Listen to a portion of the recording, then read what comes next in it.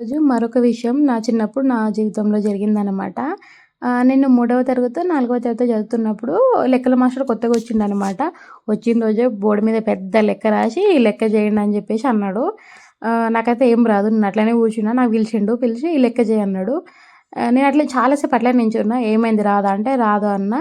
"తినడం వస్తదా?" అన్నాడు. ఏం మాట్లాడలేను. అప్పటికే ఏడుస్తూనే ఉన్నాను. గట్టిగా కొట్టిండు కట్టెతోని. 2 వేళ్ళ మీద కొట్టిండు.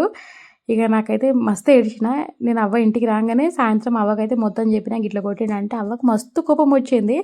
ఇంకా తెల్లారి నా ఎంబడి స్కూల్‌కైతే వచ్చింది అవ్వ. వచ్చి తిట్టుడే తిట్టుడు. పొట్టు పొట్టు కింద తిట్టింది.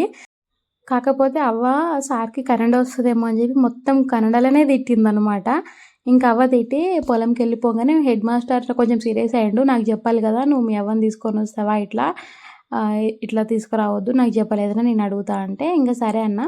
అన్నీ చెప్పిన తర్వాత మా హెడ్ మాస్టర్ ఏమన్నాడో తెలుసా? "నీకో విషయం తెలుసా? ఆ సార్‌కి అసలు కన్నడ రాదు" అని చెప్పిండు. అంతే ఇంక నేను షాక్.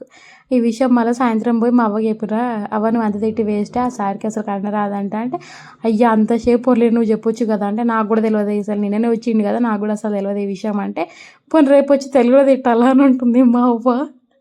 నేనన్నాను, "వద్దే నువ్వు తిట్టిన దానికైనా" చాలా సేపు షాక్‌లో ఉన్నాడు. ఆయన ఏం మాట్లాడాలో కూడా ఆయనకు అర్థం కాలేదు. "ఇప్పుడు నువ్వు మళ్ళొచ్చి కన్నడలో తిట్టినా సారీ అని చెప్పి తెలుగులో తిడతావా ఏంది? వద్దు నాకు హెడ్ మాస్టర్ తిట్టిండు నువ్వొచ్చి ఒర్లినందుకు. నేనే చూసుకుంటా అసలు నువ్వు రాకిగ" అని